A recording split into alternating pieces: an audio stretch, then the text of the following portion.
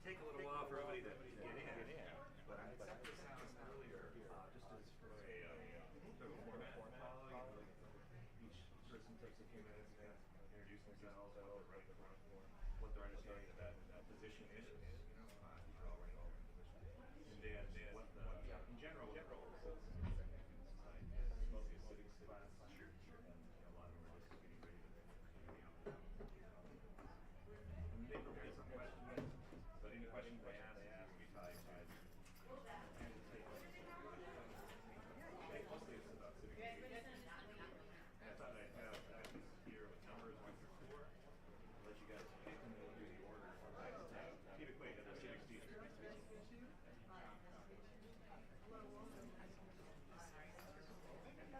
So if you guys want to choose, we'll do the order then of the presentation.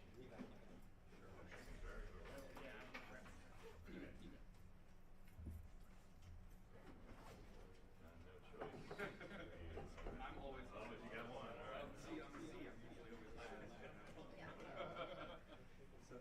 Oh, I'm sorry, this is Jack and George, the other civics teachers. So we have 3 civics teachers. So that's why when I teach, I do reverse order. Let's take a few minutes for everyone to come in.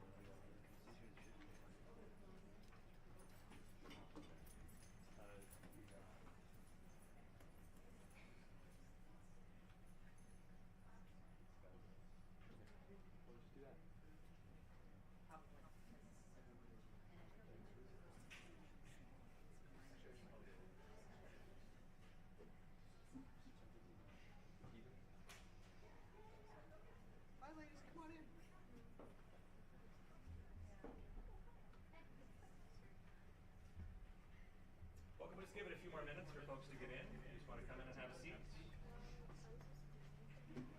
might be helpful if you do the assignment for this. Maybe have that up if you want to reference your question on the laptop.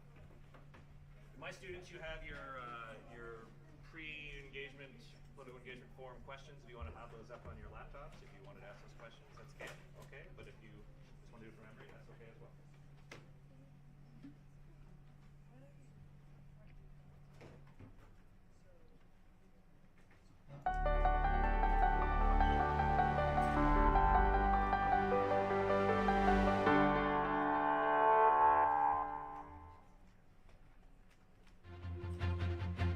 Today, U.S. House candidate Joe Kent, State House candidate John Zingale, State House candidate Duncan Camacho, and Clark County Commission candidate Hector Hinojosa. From CR News, Decision 2022, Candidate Forum, Day 1. From the CRTV studio at Columbia River High School, here now are Talon Collins and Devin Fender. Good morning, I'm Devin Fender. And I'm Talon Collins. Welcome to Day 1 of our special coverage of Columbia River's first candidate forum in years. A momentous moment for a highly contentious midterm election. Today's candidates, federal congressional candidate and Republican Joe Kent. State legislative candidate and Democrat John Zingale. And also legislative candidate and Democrat Duncan Camacho. And Clark County Commission candidate Hector Hinojosa. It's an opportunity for seniors at Columbia River to engage in a civics discussion with potential and actual public servants. and a chance for students to have their voices heard as they ask the candidates questions on civic responsibility among the many issues of concern. The midterm election is just 2 weeks away. The vote has already begun. And for those who are able, the decision is in your hands. So as more people are coming in, if you can just find a place to sit down here, and we'll get started in just a moment here. We're very fortunate to have our four guests here. I'm going to let them introduce themselves, and they have drawn numbers for the order of their introduction. In our forum today, will be in this format. So our guests are going to introduce themselves, explain what office they're running for, what that office does and why they feel it's important, and what they think is the role of citizen in society. After all of our guests have spoken, we'll have some time, I think, for some questions for all of them or for individuals if you'd like.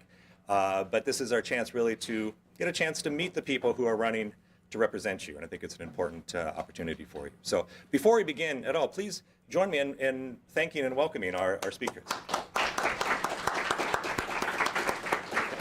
So our speakers have drawn numbers, so they'll go in that order. And we have an option of a microphone here. I'm just using my teacher voice now, but if you would rather have the microphone, you can hold it up this way. I'll leave these here if anybody wants to grab them. Okay. Thank you. I thought I was going to use outside voice. We'll have one for this table. I'm last, so I can definitely wait.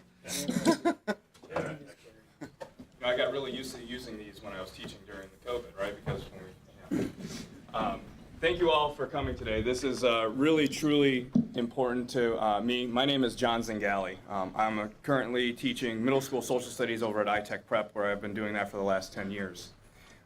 This year, I'm running for the Washington State House of Representatives in the 18th Legislative District for position number 1. The question was asked, well, what does a state representative do? The first and foremost, we uphold the Washington State Constitution and the United States Constitution. That's what we swear an oath to do. And then within that, our job is to make the laws for the citizens of Washington State. We also need to pass budgets to make sure our state can run so that we're funded and different projects and different things are taken care of. We need to protect the civil rights and civil liberties of all of our citizens as well. So those are some of the big things that we do. Obviously, each one of those things look differently depending on what we're looking at. So if we're providing for education, what does that budget look like? Are we looking specifically at special education? Are we looking at growing career and technical education? Are we looking at taking programs that Vancouver Public has done well with, like our culinary arts program, our STEM program, our arts program, and expanding that to other regions across the state so that kids everywhere have the same kind of access to education as we do down here. So those are some of the big things that I hope to be working on at the legislative level throughout the state. The role of a citizen. This is actually part of the reason why I'm running. I think young people like yourselves get overlooked all the time. You're told you have a voice, but you can't start using that voice until you're 18. I disagree with that. You can use your voice when you're younger. You can get out and march. My students, I've had them write letters to their senators and congresspeople and using their First Amendment rights at a young age. You have those rights. Don't be afraid to use them. If there are issues that you are passionate about, you have to speak up about them. Because if we don't, then we're actually failing. One of my favorite things to do is when I take students to Washington, D.C., we also go and do a day in Philadelphia. And we get to stand in Independence Hall where they wrote the Declaration of Independence and they wrote the Constitution. And one of the park rangers there, she's been there for the 8 years I've been running the show, and she loves Ben Franklin. And she always ends her speech with a quote. And when Ben Franklin came out after the Constitution was written, someone yelled out from the crowd, "Mr. Franklin, what type of government do we have?" And Mr. Franklin's answer was, "A republic, if you can keep it." And so this is you keeping your republic. We have to be active. If you think there's an injustice going on, speak up about it. If you feel something's going well, speak up about it. But without civic engagement and active citizenry, our republic doesn't survive. Thank you. Thank you.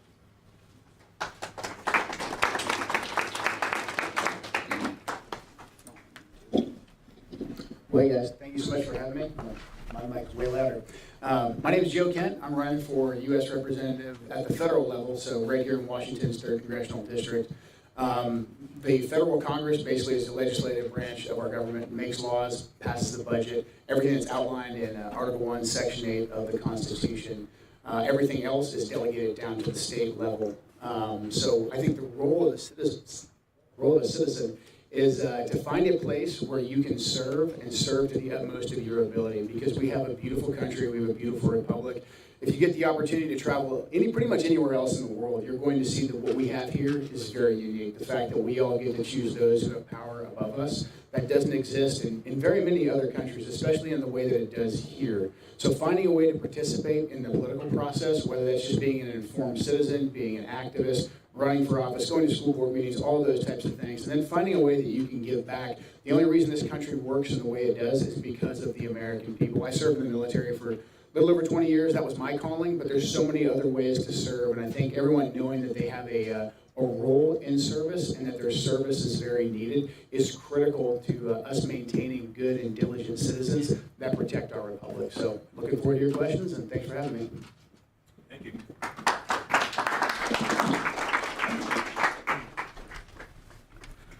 Good morning.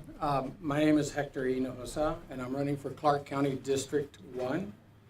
And the role of,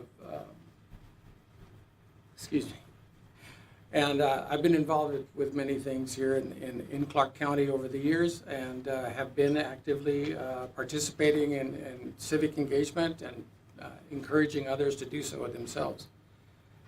The role of county government, county council, is to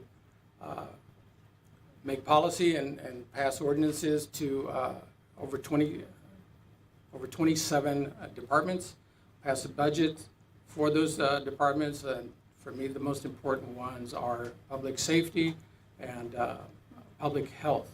Public health includes making sure that we have food safety and we have medical staff, and that it is properly funded, and mental health as well.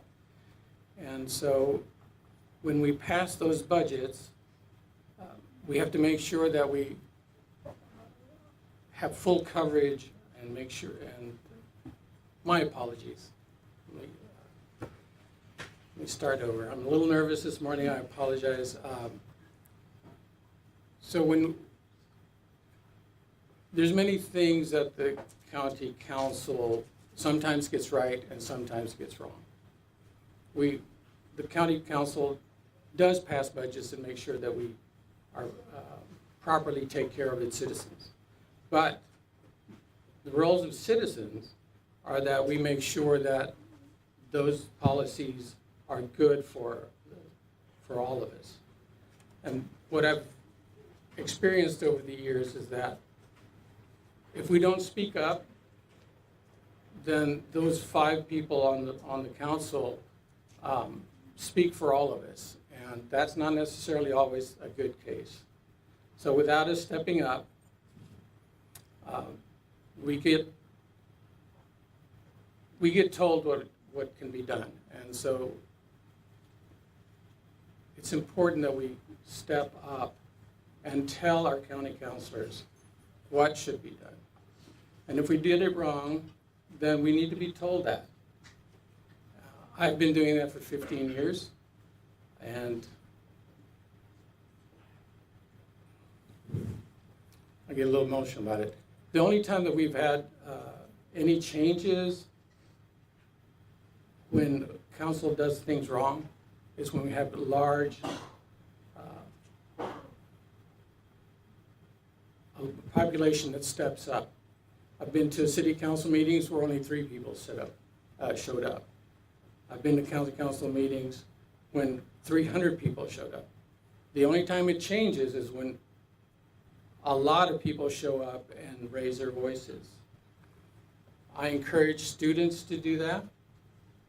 We should, by stepping up and writing letters and speaking in front of county council, is how we change things and to make sure that they're done correctly. So, Mr. Hinojosa, I'm going to have to... yes, please, I'm sorry. Thank you.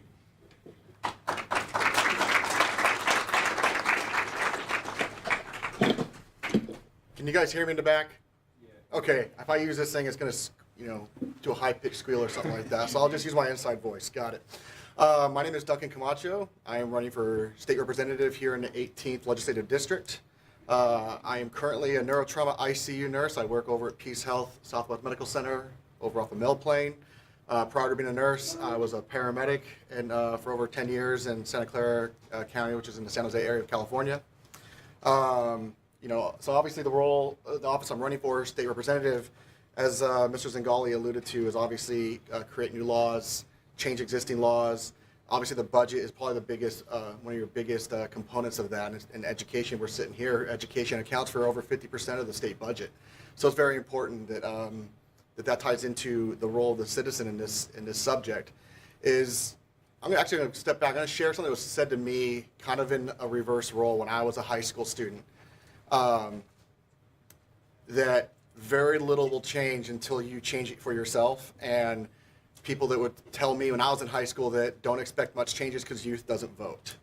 And then although statistically that may be true, I think now with the more how we are engaged take the benefits of social media where we're more engaged as a community, everyone knows what everyone else is doing, that engagement can help be the catalyst to get you more involved. And I'll admit, even as a young adult, I may have had a little bit of voter apathy. I didn't engage much when I was a young adult. It's hard. You're trying to live your life. You're trying to pay bills, or I know right now you're in high school, so that's not exactly on your front and center for you guys. But when you're a young adult, when you're out there, and trying to use your voice, it's hard. So I get it. But I think that's probably the biggest thing here is to be engaged. Decisions are being made for you, about you, at whether it's the county level, the state level, or the federal level. And they're being made without your input. And that's probably the more significant reason to be involved, is that people are making decisions on your behalf.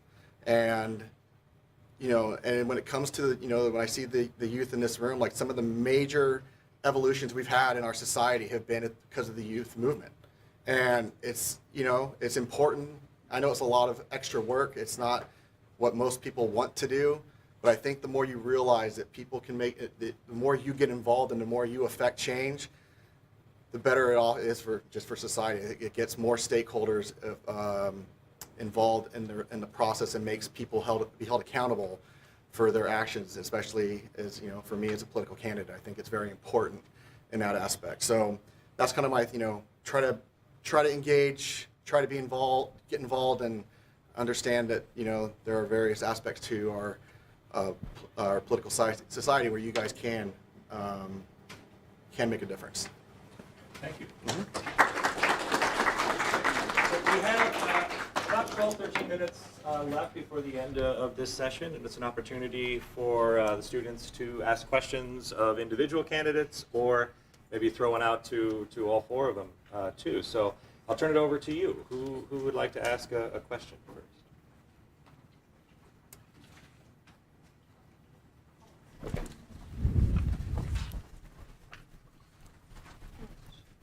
Okay, so I have a question for Joe Kent. So in your candidate statement, you said that one of your top priorities was investigating the 2020 election. Could you please explain how this is at all relevant to our current issues in Washington, and how this isn't a waste of time and resources considering investigations have already been done? It's a great question.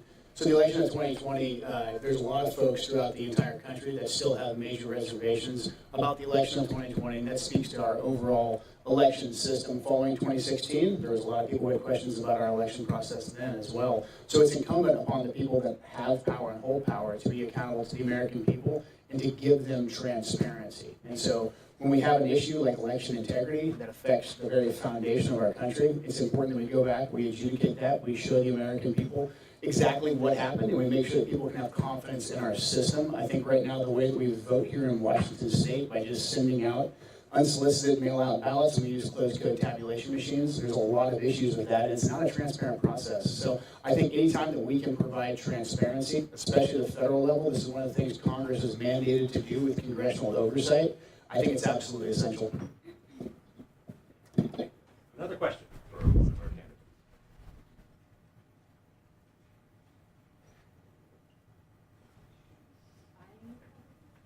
Well, I'd like the students to thank you. Well, they prepared questions, and I did offer that if there was some hesitancy on their part, that we could jump in as moderators. So I know that I won't single anybody out, but I know some students had questions relating to free speech in schools, and I'm wondering if anybody would like to take a stab at that. I can address that. I'm not entirely sure where we're going with that, but we know schools have different regulations for free speech. It's not 100% open like it is outside of the school building, because one of the things schools have to do is also provide for the safety of all of our students within the school building. And that's where there are some limits on what schools can do to limit free speech. But we know from Tinker versus Des Moines that students have actually a lot of free speech. You can wear protest armbands, you can wear shirts that have a specific statement. It's really come down to hateful rhetoric that's been spewed in different magazines or school newspapers that has had where administration might have to step in because it might be harmful to a specific student population. And an administrator's job is to make sure that all students feel welcomed within a building. And so that's kind of where I feel free speech and the students' rights come in. Thank you. So I have a question from a student here. Said from Mr. Camacho. Said in your candidate statement, you said that you're interested in helping public schools through the pandemic getting back on track. The question from the student was, what's your plan to help kids get back on track if they're, say, a year behind in credits and so on? Yeah. So I mean, well, I guess there's a two parts to that. Your second part of that question, I'll answer it here at the end. One of the big things that for my platform, yes, I did. I got my bachelor's degree in nursing at Texas Tech, so I went to college. But I know that was not the path I started on, and it took me a while to kind of get to where I am now, and I understand that from personal experience. And I know we have great public schools here in Vancouver, and we have a great way of cultivating, whether it's arts at VSAA or STEM at iTech. That is great when we offer that pathway, but there's also other pathways for individuals who are maybe that 4-year degree is not plan A. And one of the things that's done up in Longview is they have for the career technical education, what they do is they partner with like local unions, and so you have for your senior year of high school you get credits for apprenticeship programs. So you want to learn electrical workers, pipe fitters, welders, any of the trades. You get that credit in school, you get the job training, and when you graduate, you can go into an apprenticeship program with one of these companies, and you can graduate and go into a job that's actually a good paying job right out of high school. And these are jobs that we need. These are critical to our infrastructure. These are critical jobs that need to be filled. And it gives that additional pathway for students to, whether it's a career that it's their, you have different ways to try different career options, whatever your passion may be, whatever your career interests are. So I think that's important to bring here and, across the state where, kind of regionally where you can have students do these things. So I think that's where the important part. To answer the question specifically about making up credits, I think that's where that could actually be used exactly, but I know it's going to be harder to me to get elected, legislated, enacted within that year time frame that you guys are talking about, like now making up credits from pandemic. So I know that's a difficult question for me to answer in that particular, to be that specific. But I think what I just alluded to was having those additional career options. I think is extremely important. Does somebody have another question? I'll bring one up on behalf of many of my silent students. A big issue for them based on their authentic engagement activity is the environment. And one of the things we've seen recently in the wake of the Hurricane Ian is the fact that we need different options for energy. We need protection against some of these storms and other events that are happening. What is it that any of you feel would be something you would pursue in regard to environmental issues? Go first, and then I'll take it. Well, number one, we need to get back to being energy independent. We were energy independent just 2 years ago. Look at the price of gas, how much it's soared. That's because Biden killed off Keystone XL, stopped exploratory drilling, and now we're relying once again on OPEC, Saudi Arabia, a bunch of countries that don't like us, for our gas production. And so when we have a crisis like this, we should have, number one, multiple sources of fuel, which have been cut off under the current administration. We should also have a really healthy and robust strategic petroleum reserve that unfortunately the Biden administration is using as a political pawn right now to try and get prices down. We're not using it for true emergencies. So we have to be responsible, have a good strategic petroleum reserve, and then after that, it is a all of the above solution. If there's any energy source, to include nuclear, to include anything else under the green umbrella that can be produced here, then we should pursue that. However, what we can't do is we can't kill off our own industry, our own production, and then say, hey, now we're going to go to the Chinese Communist Party, we're going to go to China and say, hey, we need lithium batteries for electronic vehicle charging stations, we need to buy solar panels, we need to buy wind, and all these different other kinds of technologies from them. We need to be 100% energy independent so we can take care of the needs of our citizens first. Yeah, that's a great question. That's actually one of the top ones that my students have always written about. I have many former students that don't want to own a car because they don't want that environmental impact out there.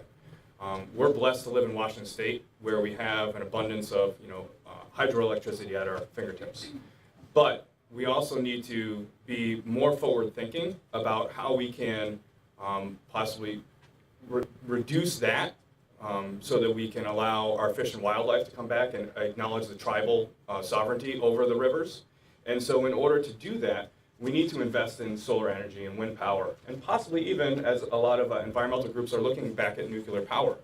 But we need to be future ready. When we're building buildings, are we building them with solar panels? Are we building the infrastructure so we can charge our cars? Are we putting in those pieces ahead of time and thinking about that? Because if we try to retrofit everything, we're just going to spend even more money later on down the road. And so by, maybe it's passing legislation to help builders, put in just the outlet for an electric car charger in a house. Doesn't mean you have to have an electric car charger yet, but it's there just in case you need it. Working with builders to say, like, hey, when you're building a subdivision, can we build roofs that face south so we have the best exposure to solar panels and get the best usage? We're seeing in states actually like Texas, they pull about 40% of their energy from renewable resources. So it's out there. Washington has been very progressive in that, and I want to keep moving us forward because we don't want the rolling blackouts that certain states are having, and the more that we can make our own homes independent to the grid, the better off we're all going to be for everyone else. I'd like to add to that. So, and I agree 100% with that. But here locally, we can change things and influence the building of new houses and new industrial buildings by giving credits for using solar. In a project I'm involved in with 21 small homes, we went all solar, all electric, and back in March, the electric bill for that neighborhood was a total of approximately $100. So if you remember March, it was rainy and cloudy, and as some of the arguments are that, well, there's no energy produced when it's cloudy. It's not quite the case. There is energy produced by solar cells even when it's cloudy. So we can do that. We can encourage folks to do that. And to add to what John just said, in Permian Basin, which is one of the largest oil fields in the country, those are being covered now with solar cells, and also hundreds and hundreds of wind turbines. So the state of Texas, in spite of its economy being based for a very long time on oil, is switching over to that alternative energy. We can do it. In my career as a field service engineer, I've been in many companies that produce leading edge technology for solar cells, for wind turbines, and as a matter of fact for for batteries. So right now lithium ion is the leader, but sodium ion is coming on board, so it's much less toxic. And battery technology is making a lot of progress in the last few years, probably doubling the energy capacity of batteries in the last 2 to 3 years. So we are making great progress, and I believe that we will be energy independent without relying 100% on oil. We can make this, and we are doing it now. I think we might have another question. Ethan, did you have a question? Oh yeah. So the homeless in Vancouver, especially in like downtown Vancouver, is just like continuing to get worse. How do you guys, any of you, want to approach that situation?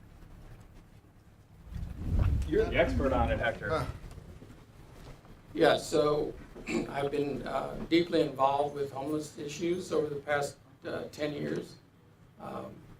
We are building the project I mentioned just a few minutes ago is actually a 21-home neighborhood. They're small cottage homes located in Free Valley.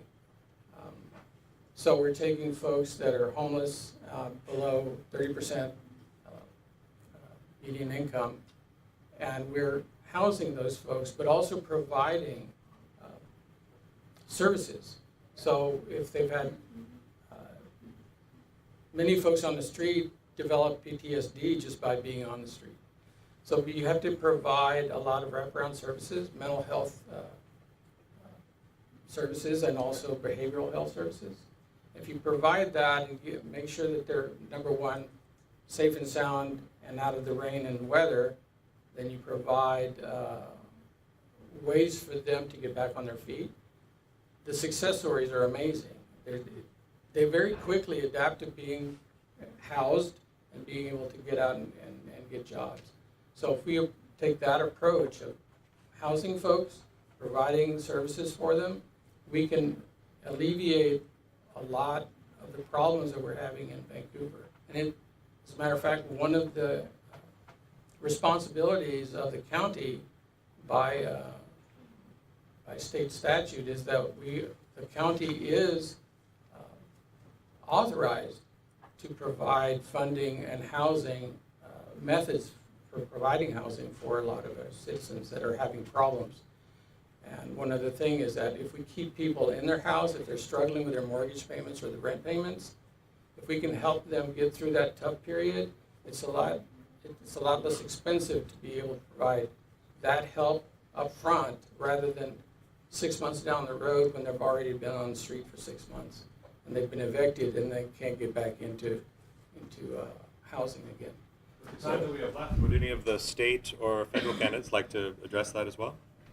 Sure, I'll address that. It was the gentleman behind the pillar, right, who asked that question? Yeah. All right. You know, my time as a paramedic, I have a unique experience in addressing people with who are experiencing homelessness, and especially at that time down there, there's a couple things you kind of learn. For me, from my experience, it's a triad. Usually, it's a trauma. Whether it's early in life, later in life, there's a trauma that happens that affects somebody. They develop a mental illness because of that trauma, and then maybe substance abuse, and is used for coping mechanism. Any one of those things can either precede or perpetuate the other. You put yourself in a very, very, very vicious cycle. It is a huge issue. It's not a single answer. It's not a question that I can give you a single answer. And it's because there's so many reasons why people end up on the street. And and a lot of them are very heartbreaking, a lot of them are very sad. There are cases you can look at, that's not for me, is it? It's for them. Oh, okay. Well, I just want to let you guys know it's a very difficult problem. But it takes a lot, and you need state, local, and federal agreement and help together to address that problem. Well, one more time, thank you to our. If you have more questions, feel free to reach out to the campaign individually. I'll answer them. Excellent, thank you very much. Thank you so much. So we have a bit of a break now. So your options are you can stay, or I can take you over to the cafeteria.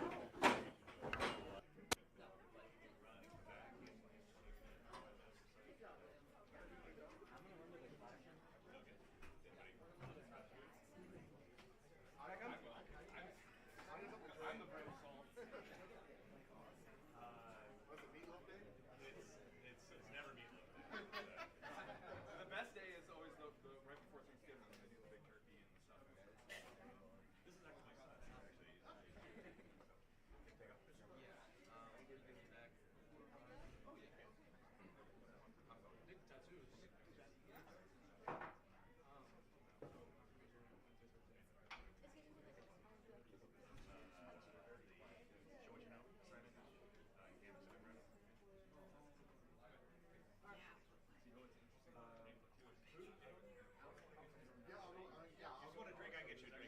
It's just milk or juice up there, but I've got some like Roy.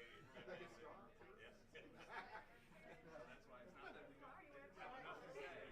It's that we're constricted. Oh yeah, I'm just gonna we're taking a cafeteria tour.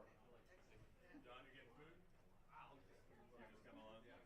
Cantor, are you gonna hang out? I'll just hang out. Yeah, Okay. thank you. Yeah, thank you very much. Thank you. I'll be back. No, we're going to go to class, but it's, we have lunch like that was. Hey, how you doing, man? Nice to meet you. Nice to meet you too. Yeah, thanks for coming, guys. Appreciate you guys coming. Thank you. I want a picture with someone. I can take a Yeah, picture. We're getting photos. Definitely. See, look, man, I had hair like yours not that long ago. Still my driver's license. Thank you. Thanks, guys. Appreciate you guys coming. It's okay if I got photos. Sure, of course.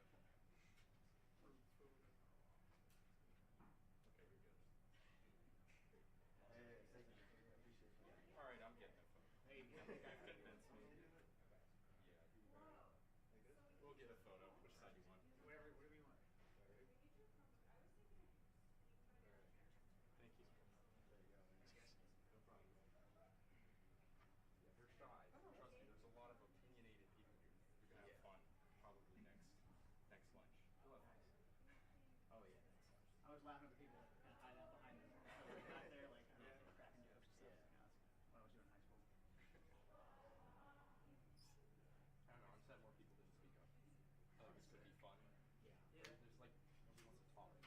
It's a shame. Yeah. Good debate for You gotta go buy that. Yeah, exactly. Yeah. Anyway, yeah. We're having Marie Perez con tomorrow. That's gonna be cool too. Yep. Just wondering what kind of questions people might have planned. Because we didn't really do a lot of studying. Oh, you didn't? I mean, we did like an article here.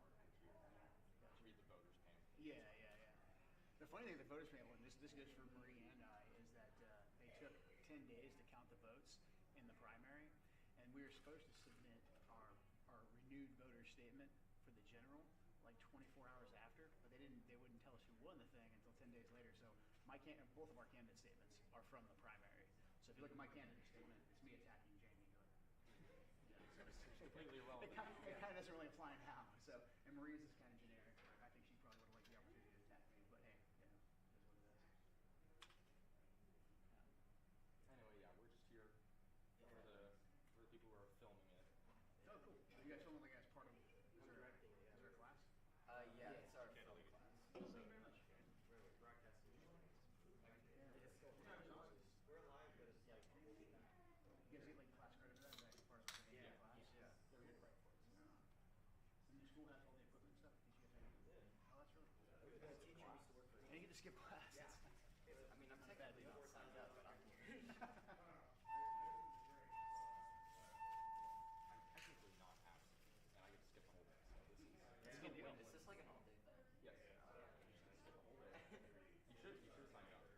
I mean, like, I could go run in there and be like, hey, put me on the list. And there's a lot of setup and all that taking this down. Like, it took us like, at least like 2 hours to set up all the stuff on this.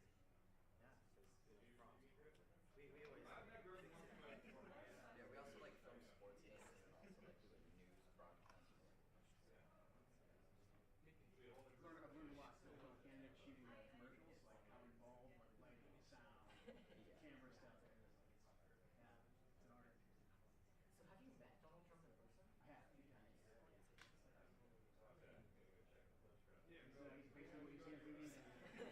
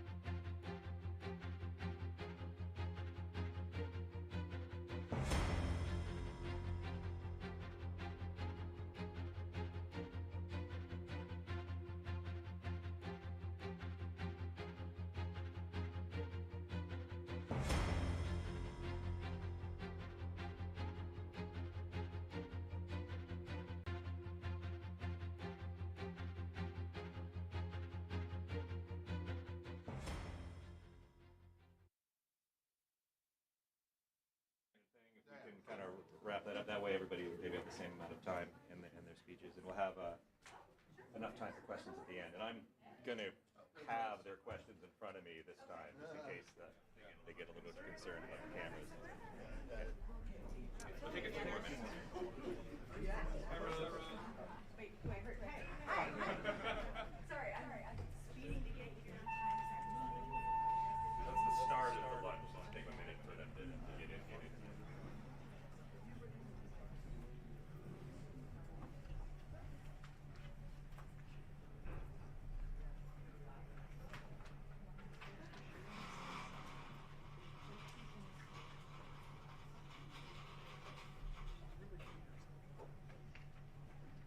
Sam, I sent you an email about the meeting. Do you have a time to take that yet?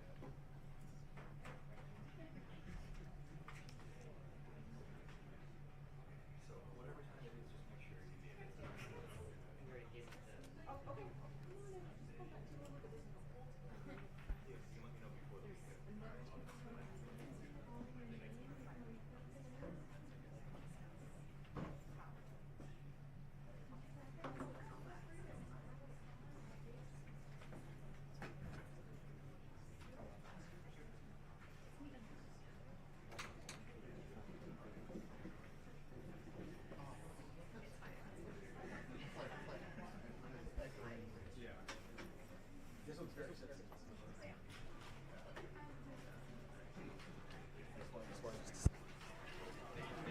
One for like more elementary and middle school classes. It's actually like a ball microphone, so you can actually like throw it across the room. Folks just coming in, just come and find a seat. We'll get started in just a moment. If you have your questions that you did as part of your engagement activity, if you can get those out on your laptop or on your phone or however you have them written down, that'd be great. And then we're going to start with some introductions, and then we'll have the second half of the forum will be a chance for you to ask some questions. So I'd be thinking about what your question is and which candidate you'd like to direct that towards. So again, we'll just wait another moment or two before we get started.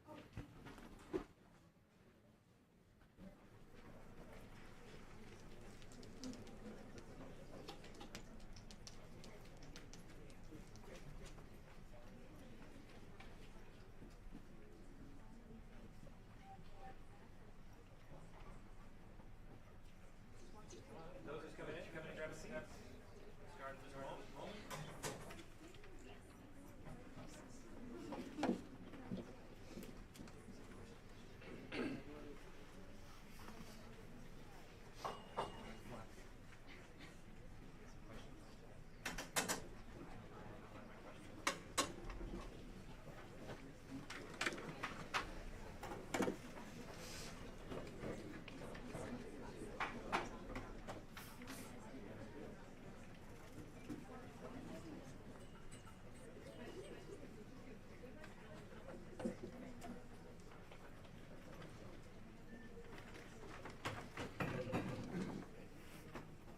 Ladies and gentlemen, welcome. Thank you for coming to our first day of the Political Engagement Forum organized by our civics classes.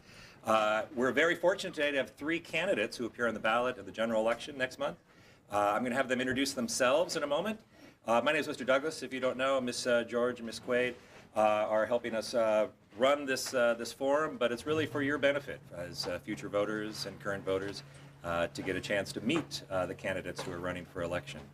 So our format today is each candidate is going to take a few moments to introduce themselves, explain the office that they're running for, why they feel that office is important, so what it does at the local, state, or national level, and what they feel is the role of the citizen for you in society.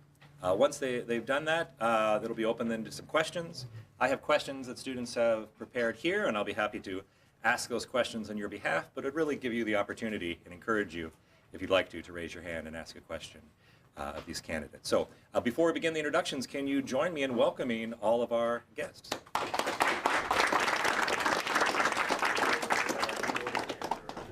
Presenting, right? Okay, yes, I'm number 1. All right. Go ahead and get started? All right. Hello, everybody. My name is Duncan Camacho. I'm a neurotrauma ICU nurse. I work at Peace Health Southwest Medical Center down off of Mill Plain here in Vancouver. Prior to being a nurse, I was a paramedic for a little over 10 years in Santa Clara County, California. I moved here about 6 years ago and love it here. So I'm running for state representative in the 18th legislative district, position 2. The role of the office is Washington has 49 legislative districts. We are in the 18th of that. Each district has 2 state representatives and 1 state senator. So obviously I'm going for the second position of the representative. The role of the office is to create new laws, to change existing laws, and another big part of that is the budget. And when a large portion of that budget is education, directly affects people in this room.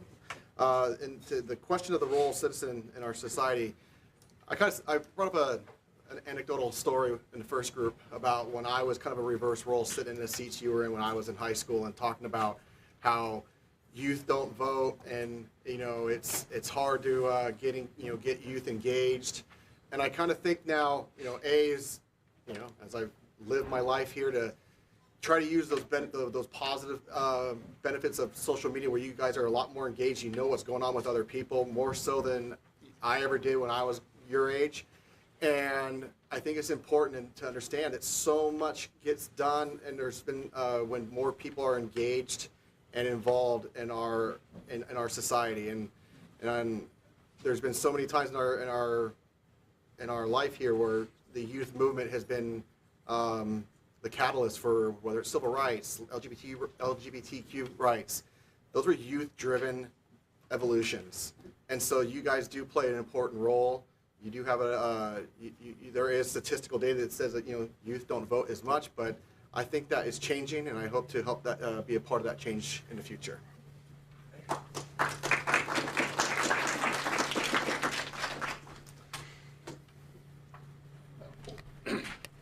I typically need this because I speak softly most of the time.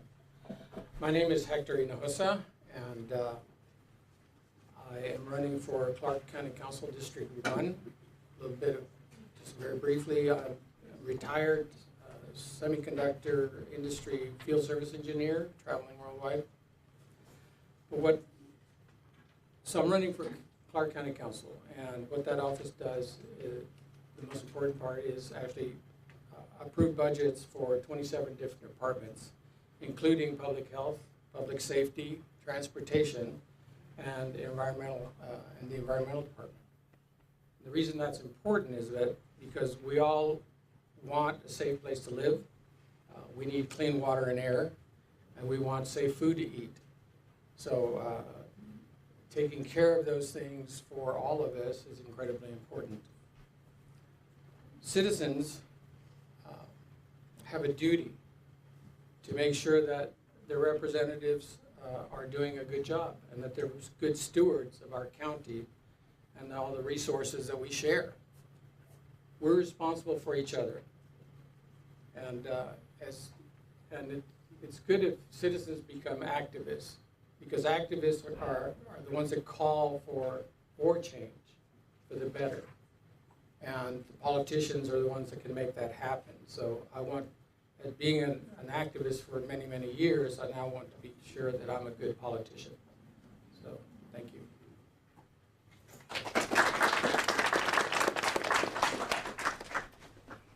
Hey guys, I'm Joe Kent. I'm running for Washington State's 3rd Congressional District, so the federal level, to be your next U.S. representative. So I'm the Republican nominee. The federal Congress, its job's very important. They make federal laws. They conduct oversight of all the different federal agencies.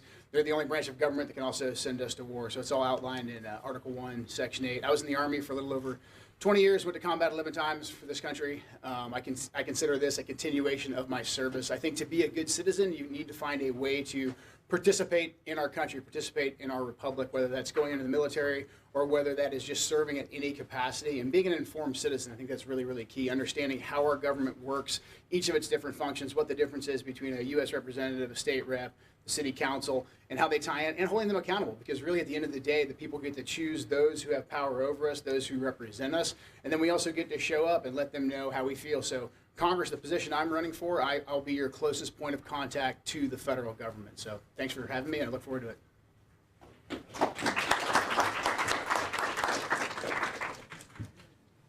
Good morning, everyone. My name is John Zingale, and I'm running for the Washington State House of Representatives in the 18th Legislative District for position number 1. For the last 10 years, I've actually been a middle school social studies teacher here for Vancouver Public at iTech Preparatory, and that's where I really gained my passion for civics and civic education.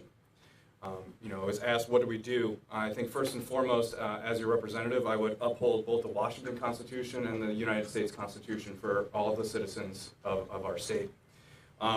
Secondly, our job is to listen to our constituents and see what the needs of our community are, and how can we make better laws to represent and make everything happen that we need to happen within our state. Part of that is passing budgets and making sure that the correct programs have the correct type of funding. So, making sure our roads are paved, making sure special education is funding, taking programs like the IB program here, or iTech Prep, or VSAA, the career and technical programs that have been doing really well here in Vancouver, and expanding them across the state so that students, no matter where they live, even if they're in a rural community, have access to that different type of pathway to graduation. We want people to graduate into the world where they've got a good job. We also want them to be active citizens. The other thing we would do is also protect the civil liberties and the civil rights of all of our citizens across the state. The role of a citizen in our society is to be active. That's one thing I've always done within my classroom. I have my students write letters to senators and congresspeople, acting and using your First Amendment right. We politicians don't know to change things if you don't speak up and be a part of that. You don't have to do that, though. You can show up at a county council meeting. You can show up at a local food bank. That's being an active citizen. One of my favorite stories, too, is Ben Franklin. As I take students to Washington, D.C. and Philadelphia, we visit the room where it happened, and we get to stand where they wrote the Declaration and the Constitution. And at the end of the Constitutional Convention, a woman shouted out at Mr. Franklin and said, well, what type of government do we have? And Mr. Franklin said, a republic, if we can keep it. And you being here today is part of you keeping our republic. Because if we don't get more people involved, then nothing can change if it needs to. So I thank you for your time today.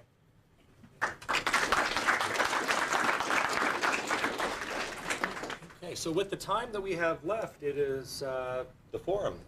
So it's a chance for you to ask questions of the candidates who are here. So we'll just ask if anyone wants to raise their hand and ask a question. I do have questions prepared by students that I can ask on your behalf, but I want to give you this opportunity first. So would anyone like to ask a question?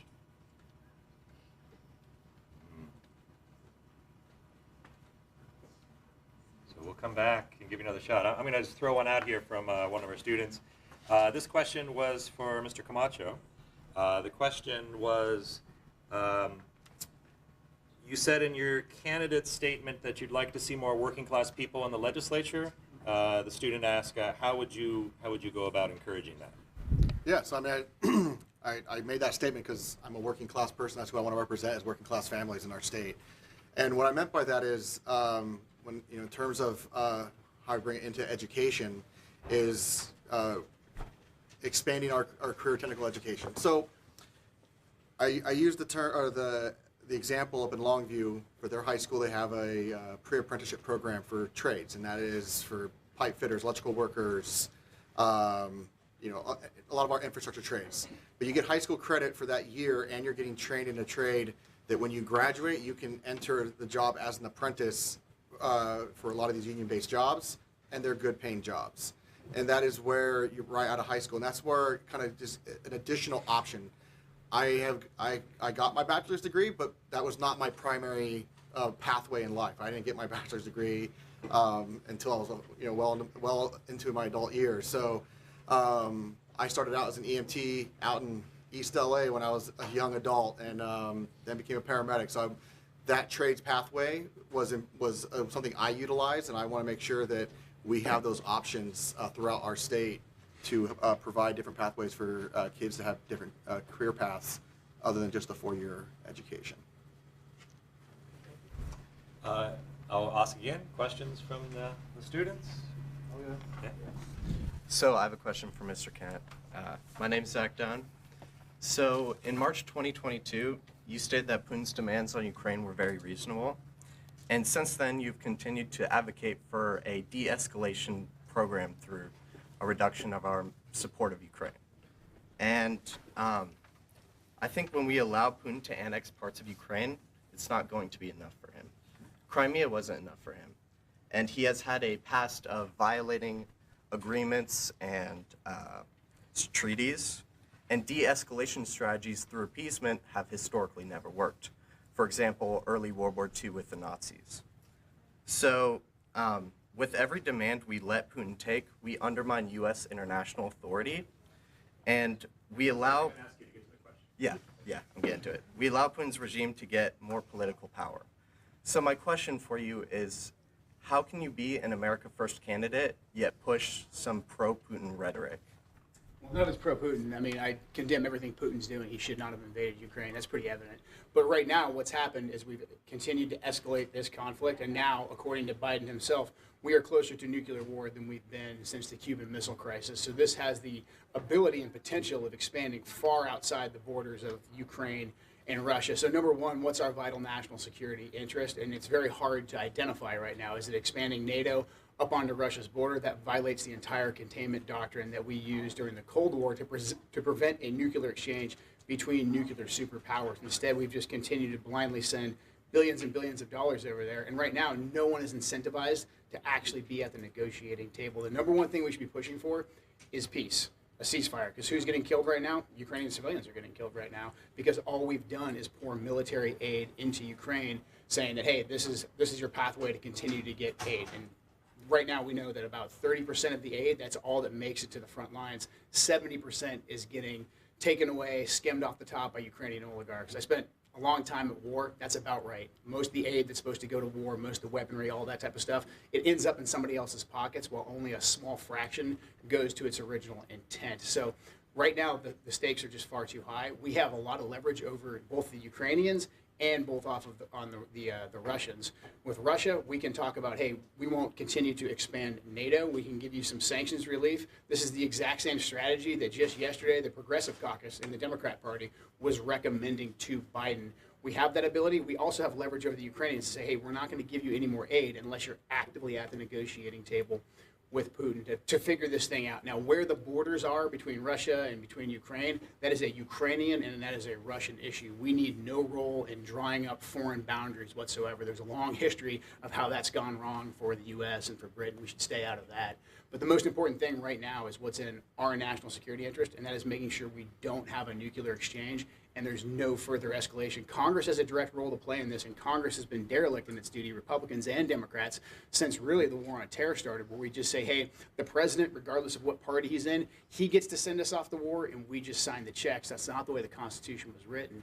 The way the Constitution is written is that U.S. representatives have to go present the case to their people to say, hey, I'm going to send you over here to fight and die. Potentially, I'm going to take your money to go over here in this conflict and fight. Are you guys in or not? We're not getting that. Our representatives don't respect us enough to come back to the district and actually make the case one way or another. So number one goal needs to be to find a pathway to peace, and then also to actually follow our Constitution. Thank you. Is there another question from a student? Yes. I also have a question for Mr. Kent. As a senator for the Washington State, what action would you take to seek out more representation for marginalized communities in our state? Running for representative, but for representative for marginalized communities, I think everybody deserves the exact same chance to participate in government or civic life. Is there like a specific program or specific? Just more equality amongst people here. Yeah, I mean, it's America, and it's a free country, and so everybody has the same opportunities to come excel, and yeah. Well, what about like certain rights being taken away from women, for example? Like what? Like abortion rights. There's none being taken away in Washington State. Are you a pro-life? Yeah. Yeah. Well, then how would that work in your representation of our state? Supreme Court just ruled it's a state issue, and so I think the federal government should stay out of it. There shouldn't be any federal money going to fund abortions, but if the state, right now, it's up to the state. If the state of Washington wants to do that, that's in the state house with the state legislature. I'm pro-life. I believe life begins at conception. I think that we should have a culture of life, that if there's a person that's in crisis, they know that they can be taken care of, them and their baby can be taken care of, not just throughout the pregnancy, but throughout the child's life, so that we're not just simply killing inconvenient humans. I think there's going to come a time in our history where we look back, like we do on other dark chapters in our history. We look back at slavery and we say, hey, I can't believe that actually happened. I can't believe segregation happened like when my parents were alive. I think the same thing is going to be true for the fact that we just discard human beings because they're not that, because they can't be taken care of, or they might be inconvenient. Thank you for the answer. Other questions from the students? Yes. Hi, I'm Damon Young, and I've read through your thing about solving, how you like to solving problems is your thing, right? But I got a question about how you'd solve a problem, is the homeless issue. Is this a question for Mr. Hinojosa? Mr. Hinojosa, yeah. Yes, so we've been working directly on that. So when you look at homelessness, the fact is that people are without a house, right? So there's many, many reasons why those folks are on the street, whether they've had trauma within their family, trauma themselves, or lost their job. I know of a couple of folks that have lost their spouse, and they were the breadwinner, and they had no job skills. So they wound up on the street because they couldn't afford the rent or their mortgage. So I think first is we figure out how to build homes that are not horribly expensive, and then we provide services for those homeless people to be able to get their lives back in order, be able to find jobs, be able to secure their families back together. So I've been working directly on building those houses, and then working with partners, nonprofits and service organizations that provide help for those homeless folks. And so once they're housed, once they are provided the support they need, they're able to go out and get a job and earn, get themselves in good order and get back to being serving productive lives for themselves and their families. So we can do that. There's plenty of models and different ways to do it, but the first thing is to get them stable inside of a house, inside an apartment, whatever that entails. And once they're there, then you have the ability to help them get further along. So we can do that. There's proven ways to do that. And what about the ones who don't want help, like who just want to bounce around place to place, getting their drugs and all that? And how do we manage those? Because we mix those people with people who want to get help. That trauma that they are on the street is going to get rebirthed right back into housing. And then also, when people go, some people want to go get the treatment, they come back and their space is filled up, so they're kicked back out on the streets. So therefore, all their hard work getting to treatment is just went out the window. So how are we going to be able to create enough spaces for every single homeless person that's coming into here without major backfiring on us? One other thing we have a lack of here is inpatient services for behavioral health, and we have very few beds to where we can bring someone in that is having addictive issues, and be able to house them and get them the treatment in-house and provide for them. So we don't have enough beds to do that. We have to build those. We have to take that. We currently have a mental health tax fund that we I think is 0.1% sales tax that funds mental health services in the county.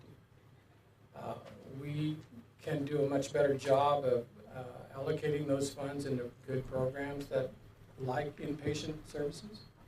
And that if we do that, then we can address those issues that you mentioned. So we are able to do it. The county has authorization to do that from the state. And if we take advantage of that and do our jobs, then we can alleviate a lot of the homeless issues that we have in our county. Thank you. Another question from the students? Yes. My question is for Mr. Kent. You mentioned in your candidate statement that you support the border wall and closing some of the borders, and studies have shown that immigrants are very beneficial to the government through their paying more in taxes than they receive, including $30 billion annually from undocumented immigrants. And the Department of Homeland Security says that undocumented immigrants are convicted of crimes at about half the rate of natural-born citizens. So I was wondering what do you see as the benefit of closed borders rather than programs that offer an easier path to citizenship for immigrants? Well, if we don't have a border, we don't have a country. So we have to secure our border. Right now, we've had probably around 4 to 5 million illegal immigrants access our country. We don't know who these people are. Most are pragmatic. Most are just looking for a better opportunity here in America. I don't fault them whatsoever. But what we have had is the Mexican drug cartels pump enough fentanyl into this country to kill every American multiple times over. Number one killer of our citizens, of American citizens right now, is fentanyl overdoses. And that's all coming from south of the border. The Mexican cartels with the Chinese Communist Party, they're using this offensively as a war against our country. So actually having a strong border wall down there, absolutely essential. We also can't incentivize people to come into our country illegally, regardless of like how much tax revenue they bring in. There's an argument with a lot of libertarians, a lot of folks that are Republicans and even Democrats that say, hey, we should just have an open border so that way we can, bring in more people for more economic opportunity. All that does is drive down wages for American workers, and it prioritizes foreigners over American citizens. So the question is, what's the purpose of a government? Are we just an open market bazaar where like the highest bidder always wins? Or do we have a government that cares deeply about its borders and its citizens and wants to put the needs of its people first? That's my case. I think we need to put the needs of our people first, protect our people. And if we continue to incentivize illegal immigration by giving people good economic deals here in America, the illegal immigration will never end. And then again, American citizens will be the last priority of our own government. Other student questions. I'm going to ask people who've already asked a question not to ask another one. Other student questions? I have some here. One question for Mr. Zingale.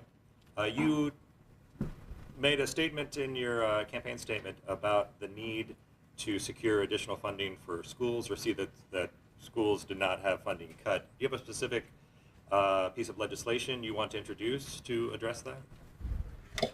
Yes, thank you. I do have some very specific issues I'd like to address. I was meeting with the teachers who are in strike in Ridgefield not too long ago, and one of the biggest issues that we have right now is Ridgefield is the fastest growing city in the state. Clark County is the second fastest growing county in the state. People want to live here because we've got good schools and it's a great place to live. We've got lots of nature and things and supports.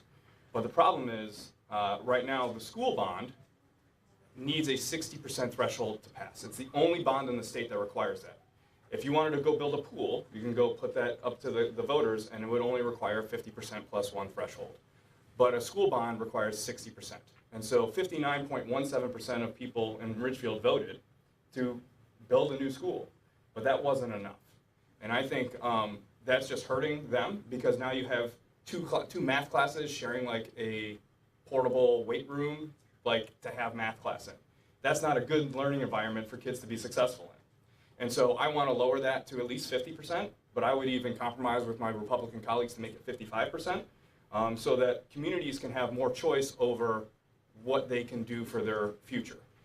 In that same regard, right now school districts can't build a school based off of projected growth. They can only build off of the current student population. Well, as we know, we're growing and growing and growing. And if we can't use those numbers, we're just going to be building something that's going to be obsolete by the time it's finished being built. And so I just want to remove those restrictions so that our local communities, should they choose to vote on it, have that better opportunity to make all of their kids successful. Because much like yourselves, they're the future of our country, right? Eventually they're going to be making decisions when you're older, and I want to make sure they've got the best education moving forward, and supported that way. Thank you. Question?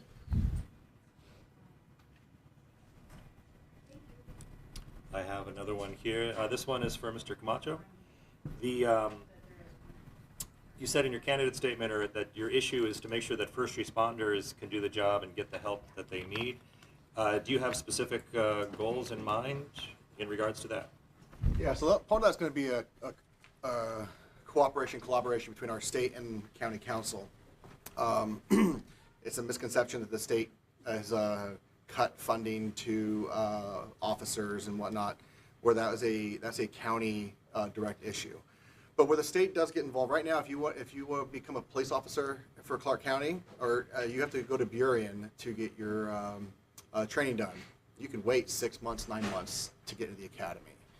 And what the state can do is build a regional training facility that we can build here in Clark County, which A, shortens the duration or shortens the time to get into the academy. B, has a part of like a recruitment aspect to now you can live here, train here, work here, and right now we're not, as far as the agencies are concerned, we're not competitive with our surrounding agencies in the Portland, Vancouver area. So that's kind of where I was kind of going with that statement. Other questions? We have about 5 minutes. Can I add into that real quick? Yeah, this is something I think is vitally important because as the demographics of Clark County are changing, we want a police force that looks like our citizenry. And so by being able to build that local training facility, we're going to allow to cultivate a police force that looks like us, that better represents all of us in the community. And that wouldn't happen just here in Clark County. We're looking at, I think it's 4 regional ones, so like out in Spokane and 1 north of Seattle, so that each community can be better served. And we think about community policing. We need our police to look like ourselves, and so that's part of that transition into that foray. And so that's also something that I'm proud to be a voice for here in Southwest Washington. We have a couple minutes left. Is there a question somebody would like to get in before the end of the session? Okay, I have a question that maybe I can address to all of the candidates here. One of the students wrote that we've been learning about the political ideologies and the differences that parties appeal to in order to best represent the people in the country. What do you feel is the importance of working across the aisle? I think it's critical to be able to work across the aisle and really to look past political ideologies. I just won a pretty hard-fought primary against a Republican. I probably spent more time as a politician attacking my own party than I have the other side of the aisle. So right now, I think cutting past the ideology and the labels is absolutely essential to say, hey, what are the problems that are affecting the American people right now? Inflation, crime are the 2 biggest ones, and those should not be partisan issues. Being financially responsible, being energy independent, having a secure border, having the streets be able for us to have our kids walk down, that right there is nonpartisan. So I would be happy to work with people across the aisle. Same thing with war and peace. I mean, I think there was a time a long time ago when Republicans and Democrats some agreed that we didn't need to be always looking for a new constant foreign war. If you look back at the lead up to the Iraq War, there was Republicans and Democrats that dissented from that. Unfortunately, right now, there's a uniparty in Washington, D.C. of Republicans and Democrats that only look out for their interests. War and foreign policy is one of the ways you see that play out, I think, in the most pronounced way. So I think we're in the middle right now of a populist renewal, a real political realignment right now. So I'm excited to be a part of that. Anybody? Yeah, so the county council race is actually nonpartisan.